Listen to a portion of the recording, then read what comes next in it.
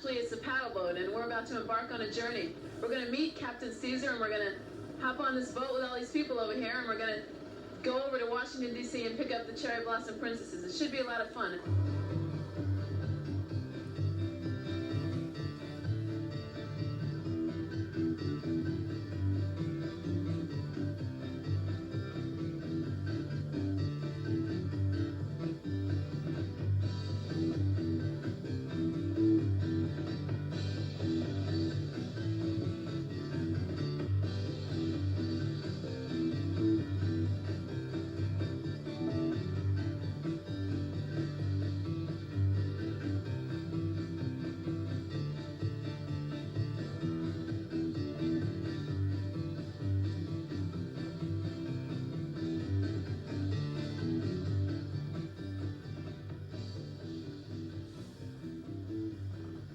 So, Captain Caesar, how long have you been a captain? I've had a license now about 30 years.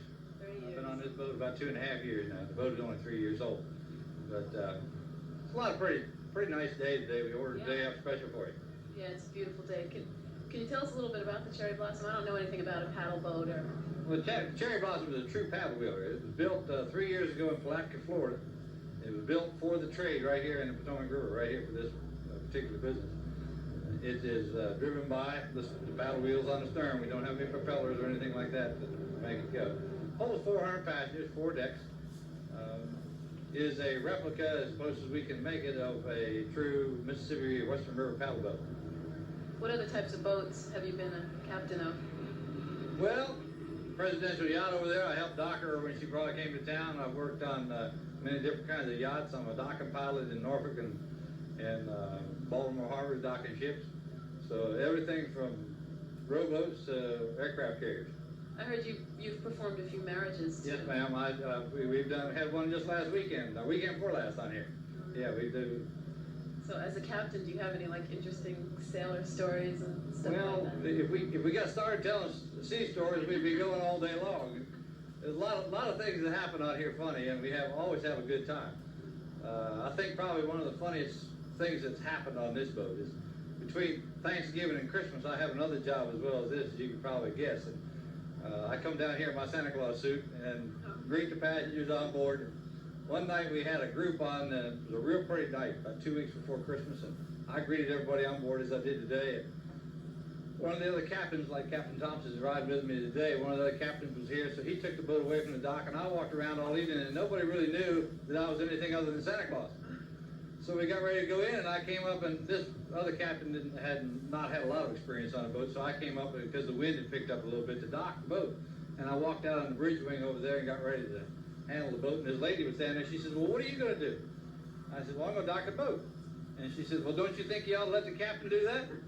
And I said, well, I'm Santa Claus. I said, I can do anything. And I took over control of the boat, and her eyes were getting big, and the guys in the pilot house were cracking up. We have a lot of interesting things happen out here. Big weddings and those types of things, a lot of big parties, and it's a lot of fun. That's great. So the boat is free for parties and weddings and stuff like that. That's the only thing we do is charter business. Of course, we have days like this when we do with the Cherry Blossom Princesses. It's always good to see people from all around the country on board. We have people on here when they have, for instance, medical conventions and business conventions when they bring on people from all over the world. And that really makes it interesting, too. But Cherry Blossom Princesses are kind of special to us because the boat is the Cherry Blossom. It seems like there's a good spirit in this boat too, like the way you picked up the passengers who forgot, or who were a little late and everything. We do a lot of that. We're here to serve the people, and we'll go back to the dock like that. We've done that a number of times. In fact, we've had people who've missed the boat, and we'll call somebody on the land that's sitting around with an outboard motorboat, bring them out, bring them on board and going up the river. That happened at this wedding that you was asking about. One of the fellows was missed the boat, and the guy said, hey, I'll take you down there. So we just slow down, they come along, we get them on board. The captain then went on to tell us some fascinating sea lore.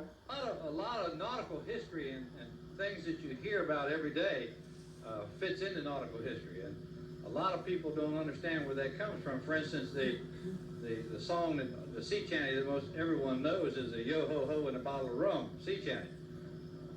15 men on a dead man's chest. Well, that song got turned around just a little bit because the reference there to the 15 men on a dead man's chest is to an island called Dead Chest Island in the British Virgin Islands.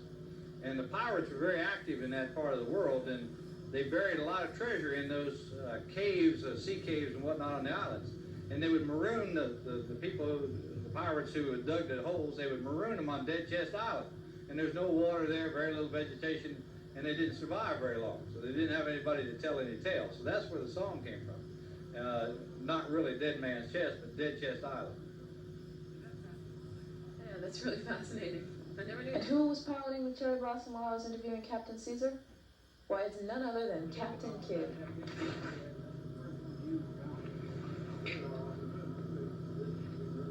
After we reached the Capitol Yacht Club in Washington, the red carpet was rolled out and the Cherry Blossom Princesses came aboard, greeted by Captain Caesar, George Washington, and the Japanese representative dressed in traditional kimono and obi.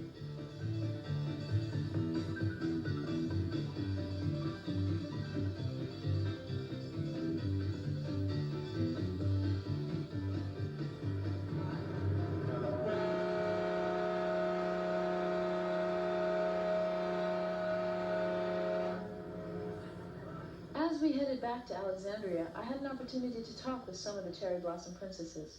Hi, Miss District of Columbia. Yes, Elva Anderson.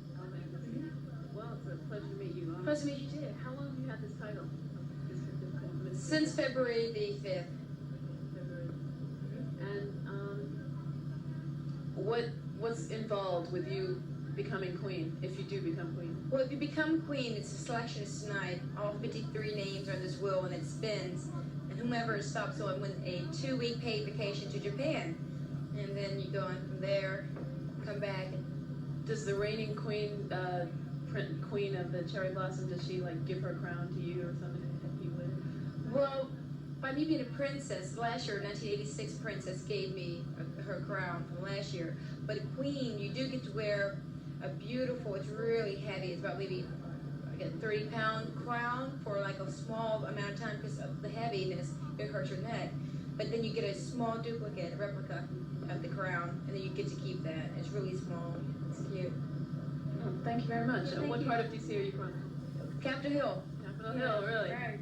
Well, thanks a lot. Good luck. Bye. There are many Cherry Blossom Princesses, and I could have interviewed them all, but I just had to interview one because I am from New York myself, and you are Miss New York. Yeah. What part of New York are you from? I'm from Long Island, New York. Oh, really? And how did you get the title of Miss New York? Well, my father is currently a freshman congressman from Long Island, and he called me up one day when I was at school and asked me if I wanted to be a cherry blossom for this year, and I jumped at the chance because it sounds wonderful. And what did you have to do to try to become princess? Well, basically, I've had a few friends that were Virginia princesses before, and they were members of the State Society. My parents have always been big supporters of the State Society, and that's how I became princess. I, of course, went through an application process and an interview process, and they selected me as princess.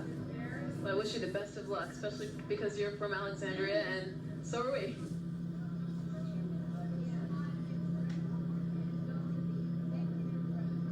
Okay, the chairman of the Cherry Blossom Princesses. Your name? Elizabeth Barbie. Elizabeth Barbie. It's a pleasure to meet you.